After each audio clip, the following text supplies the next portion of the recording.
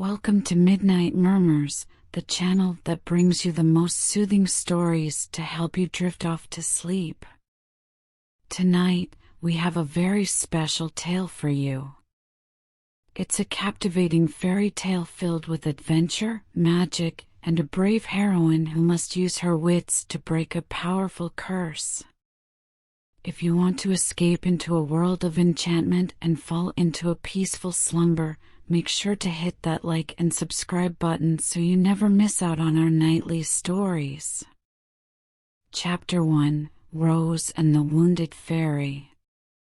The forest was always a refuge for Rose. As she walked among the trees, she could forget about her troubles and lose herself in the beauty of the world around her. It was a world that was alive, full of creatures and wonders that most people never saw. But Rose was different. She had always felt a connection to the forest, as if it was her true home. On this particular day, Rose was out picking berries. It was a simple task, but it brought her joy to be out in the forest, surrounded by the green leaves and the soft earth under her feet. As she walked along a path, she heard a faint sound, like a whimper. Curiosity taking over her, she followed the sound until she came across a small creature lying in a bed of leaves. It was a fairy, small and delicate, with translucent wings that shimmered in the sunlight. But the creature was hurt, with a small wound on its leg that looked painful. Rose felt a pang of sympathy for the fairy, and without hesitation, she knelt beside it and examined the wound. "Hello there, little one," she said softly. "Don't worry, I'll take care of you." The fairy looked up at her with big, shining eyes. Rose reached out a hand and stroked its hair, feeling a sudden warmth spread through her chest. "Thank you," the fairy said, its voice like the tinkling of bells. "You are kind to me. And because of your kindness, I will grant you 3 wishes." Rose was surprised. She had heard of fairies before, but she had never met one in person. The idea of being granted wishes was exciting, but she also knew that wishes came with a responsibility. "Are you sure?" she asked. "I don't want to misuse your gift." The fairy smiled at her. "I am sure. You have shown me kindness, and kindness should be rewarded. Think carefully before you make your wishes, for they will have consequences." Rose nodded, feeling the weight of the fairy's words. She thought for a moment before making her first wish. "I wish for the safe return of the travelers who are lost in the forest." The fairy nodded, and in a burst of light, it disappeared. Rose waited, unsure of what would happen next. Suddenly, she heard a rustling in the bushes. A group of travelers stumbled out, looking lost and disoriented. They saw Rose and rushed towards her, thanking her profusely for leading them to safety. As they walked back to the village, Rose listened to their stories of their journey and how they had become lost in the forest.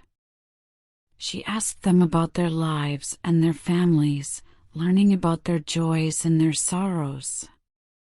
It was a long journey, and as they walked, Rose began to feel the weight of her wishes. She knew that her actions would have consequences, and that she needed to be careful with her remaining 2 wishes. When they arrived in the village, the travelers thanked Rose and left, promising to return the favor someday. Rose felt a sense of satisfaction, knowing that she had helped them in some small way. As she walked through the village, she saw her stepmother and stepsisters, who were as cruel and cold-hearted as ever. They sneered at her and mocked her for her kindness, telling her that she would never be anything more than a servant. But Rose didn't let their words get to her. She knew that she was meant for more than just being a servant. She had a purpose, a destiny that was waiting for her. That night, as she lay in her small cot in the attic, she thought carefully about her next 2 wishes. She knew that she couldn't waste them on frivolous things, and that she needed to use them wisely. The next day, she woke up early and set out into the forest. She walked for hours, letting her thoughts and feelings guide her. Finally, she came to a clearing where a small pond was nestled in the middle. As she approached the pond, she saw her reflection in the water. She looked tired and worn out, with bags under her eyes and dirt on her face. But there was also a determination in her eyes, a spark of something that she couldn't quite put her finger on. Taking a deep breath, she made her second wish. "I wish for strength, both physical and emotional, to face the challenges that lie ahead." The fairy appeared again, nodding at her before disappearing in a flash of light. Rose felt a sudden surge of energy flow through her body, filling her with a renewed sense of purpose. She spent the rest of the day practicing her sword fighting and archery skills, honing her body and mind to prepare for whatever challenges lay ahead. As she practiced, she thought about her final wish, wondering what she should ask for. That night, she returned to the attic, tired but content. She knew that she had made progress, both in her physical abilities and in her understanding of herself. As she lay in bed, she thought about her final wish, weighing the options and considering the consequences. In the end, she made her decision. "I wish for a true and loyal friend, someone who will stand by me no matter what." The fairy appeared for the last time, its eyes full of wisdom and understanding. "Your wish is granted, Rose," it said. "But remember, true friendship is earned, not given." Rose nodded, understanding the fairy's words. She knew that she couldn't take her new friend for granted, and that she needed to work hard to earn their loyalty and trust. As she drifted off to sleep, she felt a sense of peace and contentment wash over her. She knew that her journey was just beginning, but she also knew that she was ready for whatever lay ahead. Chapter 2: The Fairy's Curse. Rose awoke the morning after her encounter with the wounded fairy, feeling rested and content. As she sat up, she noticed a small, delicate necklace lying on the ground next to her. It glimmered in the light of the rising sun, and she picked it up curiously. It was unlike anything she had ever seen before, with a delicate chain made of silver and a pendant made of what looked like shimmering moonstone. She slipped it into her pocket, resolving to show it to her mother later and ask if she knew anything about it. As she set out into the forest to gather berries, she felt a sense of peace and tranquility. The morning was cool and fresh, with a light breeze rustling through the trees. As she walked, she hummed a tune she had heard in the village square the night before. It was a lively tune, full of energy and life, and it made her feel joyful and alive. As she rounded a bend in the path, she heard a strange humming noise coming from up ahead. She quickened her pace, curious to see what it was. As she approached, she saw a group of travelers huddled together in a clearing. They looked exhausted and frightened, with their clothes torn and their faces streaked with dirt and sweat. They stared at her with wide, fearful eyes as she approached. "Hello," she said, her voice gentle and reassuring. "What brings you to these woods?" The travelers stared at her for a moment longer before one of them stepped forward. He was an older man, with a bushy gray beard and a kindly face. "We're lost," he said, his voice trembling slightly. "We've been wandering for days, it feels like.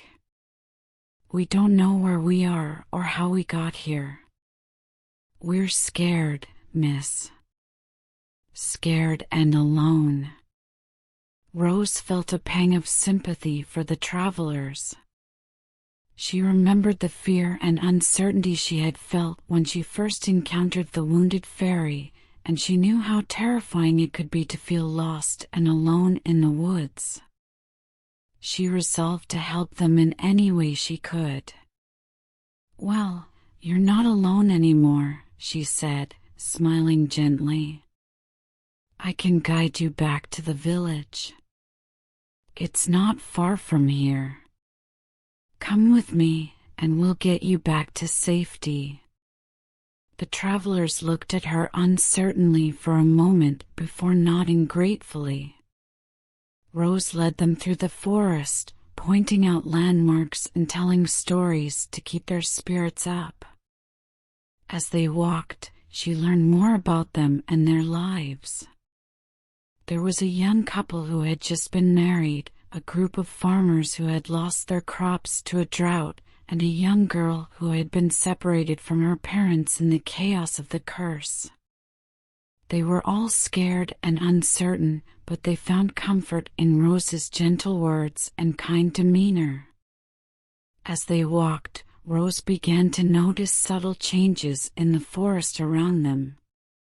The trees grew closer together, and the underbrush grew thicker. The air grew damp and cool, and the sky grew darker. She felt a sense of foreboding, as if they were entering someplace dangerous and unknown. As they rounded a bend in the path, they suddenly found themselves surrounded by a thick fog. It was so thick that Rose could barely see her own hand in front of her face. The travelers huddled together, their eyes wide with fear.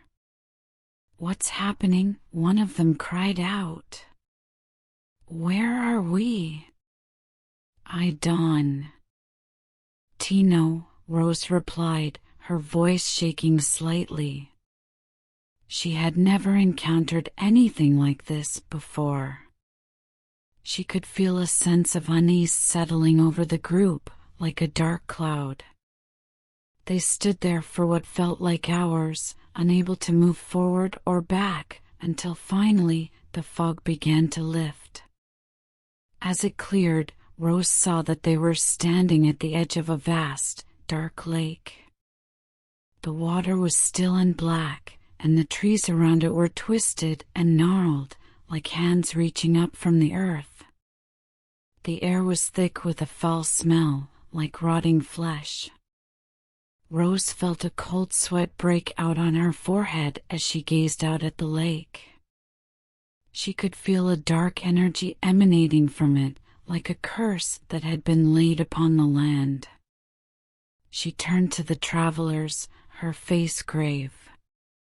"We have to keep moving," she said. "We can't stay here." They nodded in agreement, and together they set out around the lake. As they walked, Rose felt a sense of dread growing inside her. She knew that they were on the edge of something terrible, something that could destroy them all. But she also knew that she had to be strong, for the sake of the travelers and for herself. Finally, after what felt like hours of walking, they came to the other side of the lake. As they emerged from the trees, they saw a clearing ahead of them, with a small cottage nestled in the center. Smoke rose from the chimney, and the sound of laughter and singing drifted on the breeze. Rose felt a sense of relief wash over her. They had made it to safety, at least for now. She led the travelers towards the cottage, hoping that they would find help and shelter inside. As they drew closer, however, Rose saw something that made her blood run cold. The cottage was surrounded by a ring of mushrooms, their caps glowing with an eerie blue light. She knew immediately what it meant. The cottage belonged to a fairy, and they were in grave danger. She turned to the travelers, her voice urgent. "Stay close to me," she said. "We have to be careful. There's a fairy here, and it's not to be trusted." The travelers nodded, their eyes wide with fear. They followed Rose towards the cottage, hoping against hope that they would make it through this ordeal alive. Chapter 3: The Trials of the Forest. Rose woke up to the sound of birds chirping outside her window. She sat up in bed, feeling rested and ready for her journey. She went to her small cupboard and packed a few supplies, including some food, water, and her herb pouch. She knew that the forest was a dangerous place, but she felt confident in her abilities. As she set out into the forest, she felt a sense of peace wash over her. The morning mist was still clinging to the trees, and the sound of the babbling brook in the distance was soothing to her ears. She walked for hours, taking in the sights and sounds of the forest. She saw trees of all sizes, some towering high into the sky and others barely reaching her waist. She saw birds of every color, flitting from tree to tree, and squirrels scampering along the branches. As she made her way deeper into the forest, she came across a babbling brook that seemed to be blocking her path. She could hear the sounds of a crying child coming from the other side, and she knew she must help.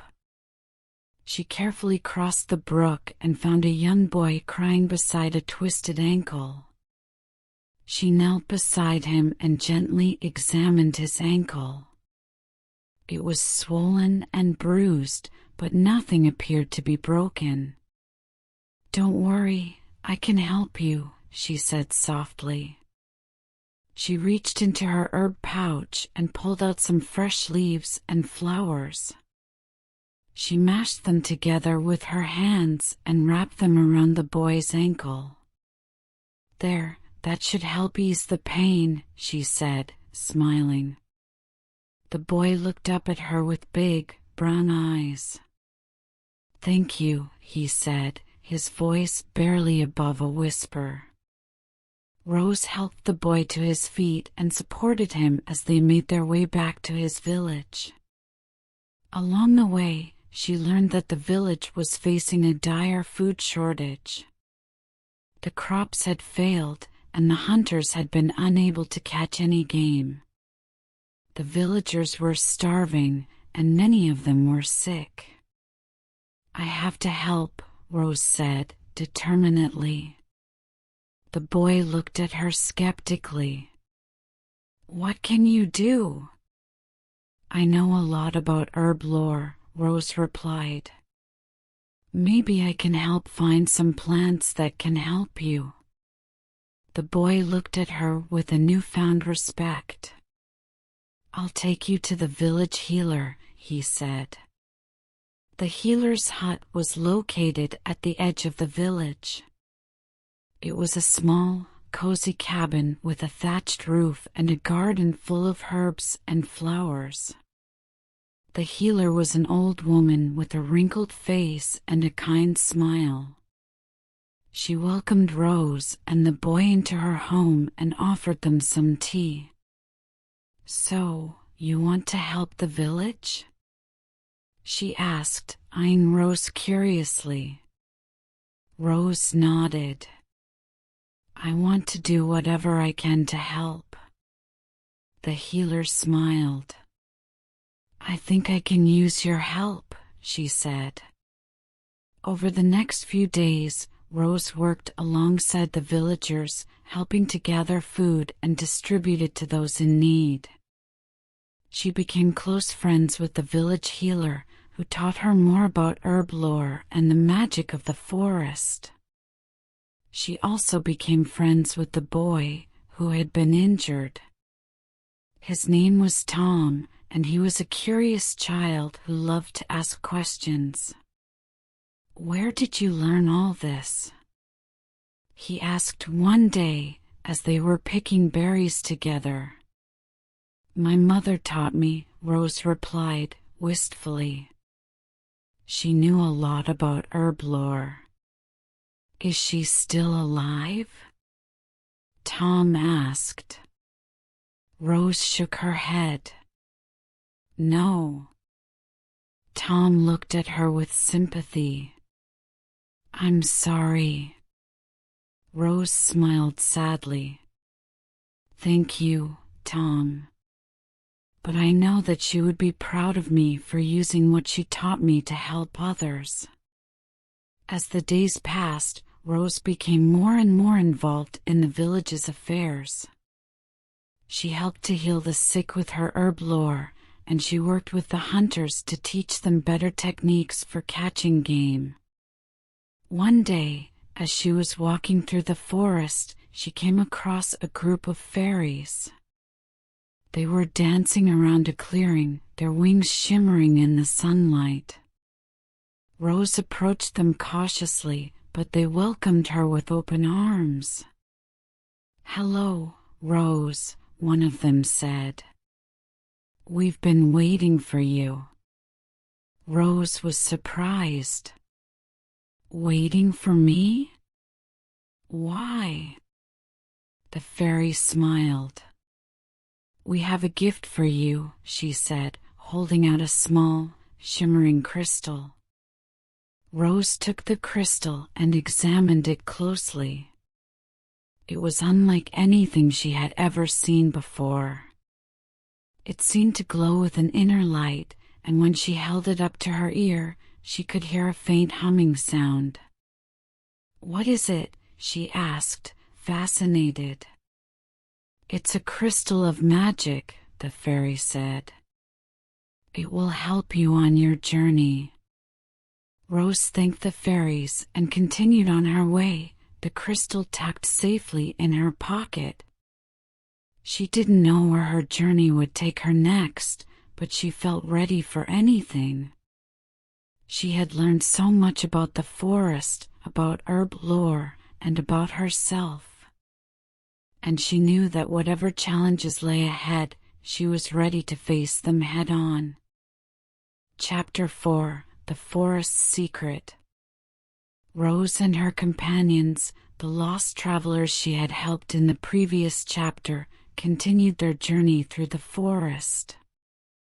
The forest was unlike any other that Rose had ever seen, full of life and beauty, but with an eerie sense of something more lurking beneath the surface.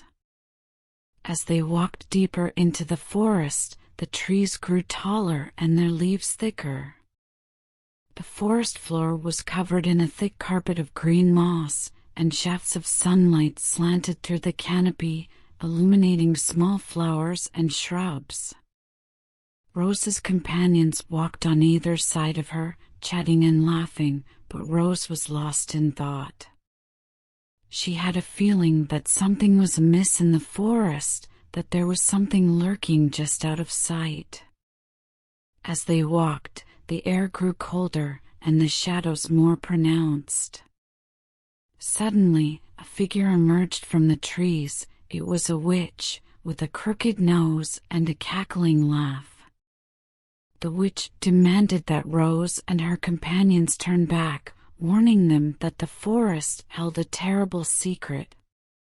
Rose's companions quailed in fear, but Rose stood up to the witch, a fierce determination in her eyes. "We will not turn back," she said. "We have come too far, and we will not be scared away by an old hag." The witch cackled again, but Rose was not deterred. She held her ground, her eyes locked onto the witch's. "Very well," said the witch at last, "you may pass. But do not say I did not warn you."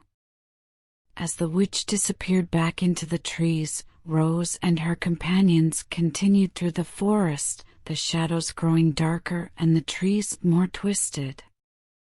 After some time, they came across an ancient stone altar, covered in moss and surrounded by strange symbols. Suddenly, a voice boomed out from the darkness. It was the forest spirit, angry and vengeful. "You have trespassed in my domain," the voice said. "Who are you, and what do you seek?" "We mean you no harm," said Rose, stepping forward.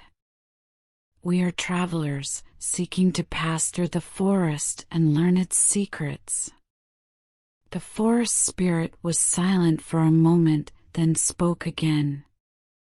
"The forest holds many secrets, and not all of them are meant for mortal ears," said the spirit. "What is it that you seek?" "We seek to understand the forest," said Rose. "We want to learn its secrets, and to protect it from those who would do it harm." The forest spirit was quiet for a moment, then spoke again. "Very well," said the spirit. "I will allow you to pass, but you must first answer a riddle. Only then will I reveal the forest's secret to you." The travelers looked at each other nervously, then turned back to the spirit.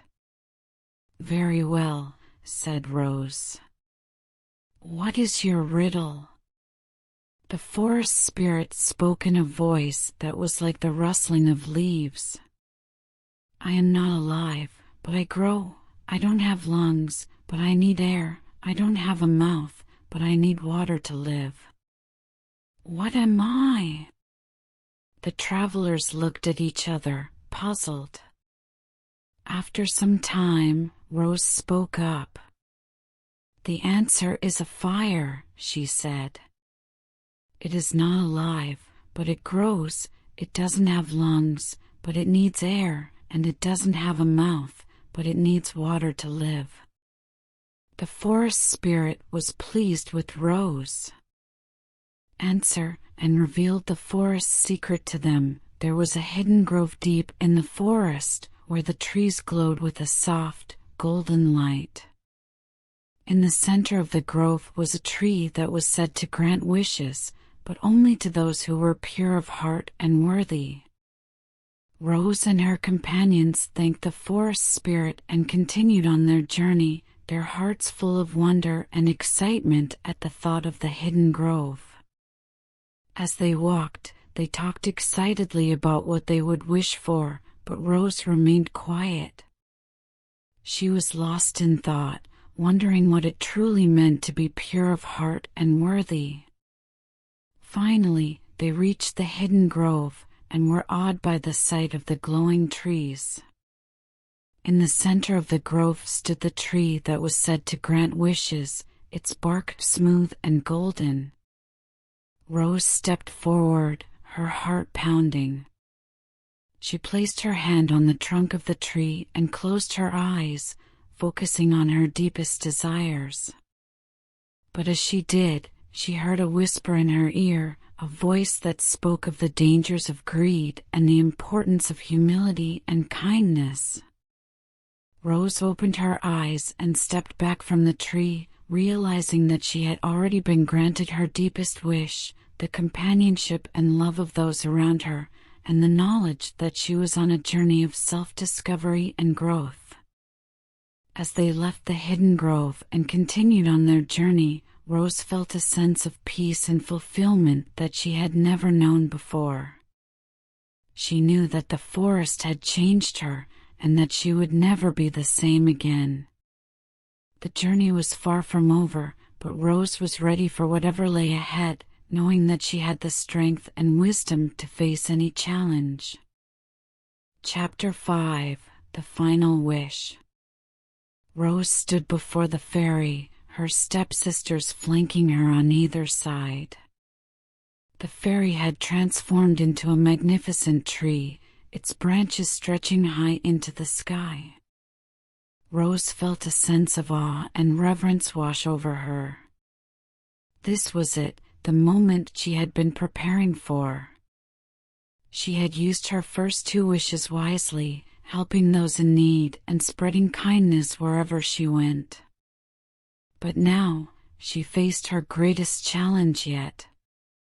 She had to use her final wish to break the curse on the fairy and restore its magic. "Are you ready, my dear?" the fairy asked, its voice gentle and kind. Rose took a deep breath and nodded. "Yes, I'm ready." Her stepsisters snickered behind her, whispering to each other about the riches and power they would gain once Rose made her wish. The fairy held out a gnarled hand, and a bright light began to glow from its fingertips. "Then let us begin."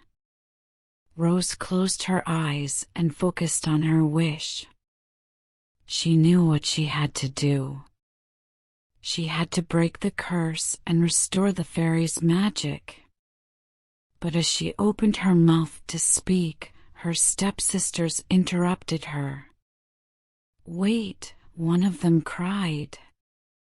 "What about us?" The other stepsister chimed in. "Yes, what about our wish? We deserve something too."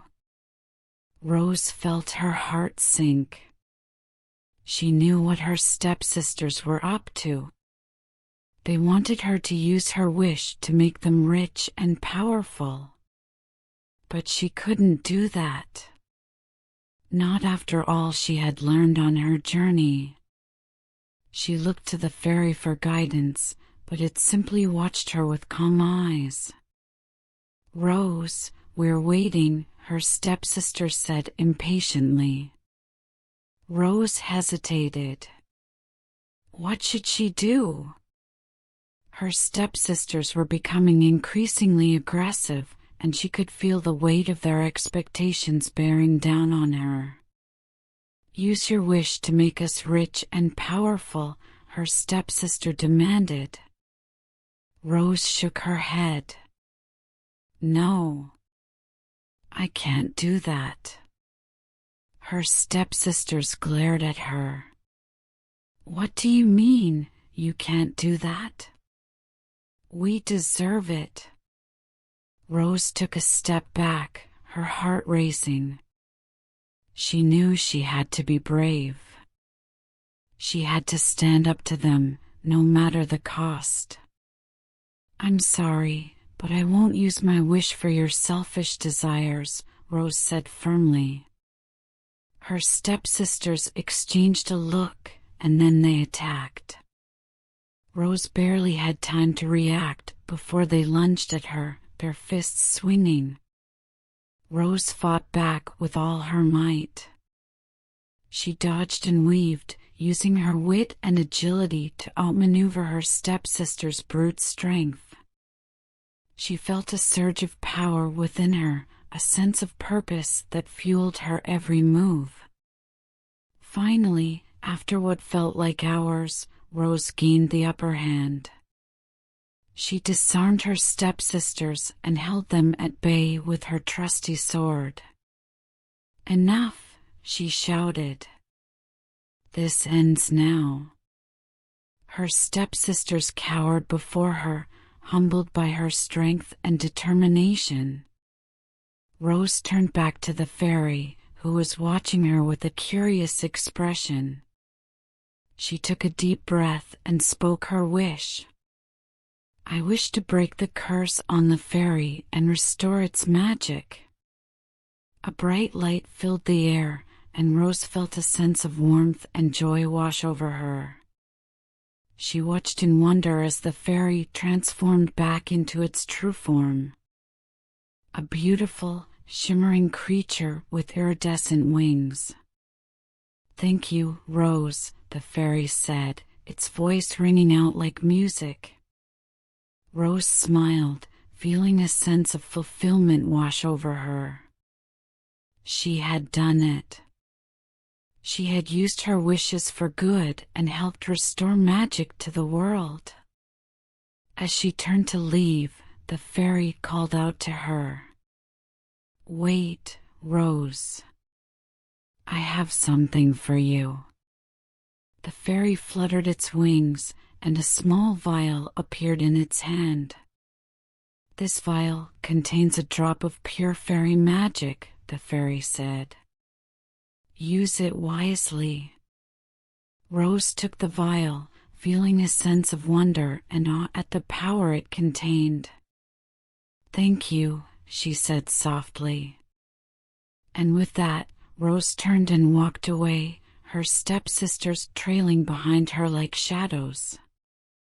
She had learned so much on her journey about the power of kindness and the importance of staying true to oneself. She had faced countless challenges and overcome them all, emerging stronger and wiser for the experience. As she looked out at the world before her, Rose felt a sense of excitement and possibility. She didn't know what the future held, but she knew that she was ready for whatever came next. The end. As the story of the final wish comes to a close, we hope it helped you drift off into a peaceful sleep. Thank you for joining us on Midnight Murmurs, where we bring you enchanting stories every week to help you unwind and relax. If you enjoyed this story, please like and subscribe to our channel to stay updated on all our latest uploads. Sweet dreams.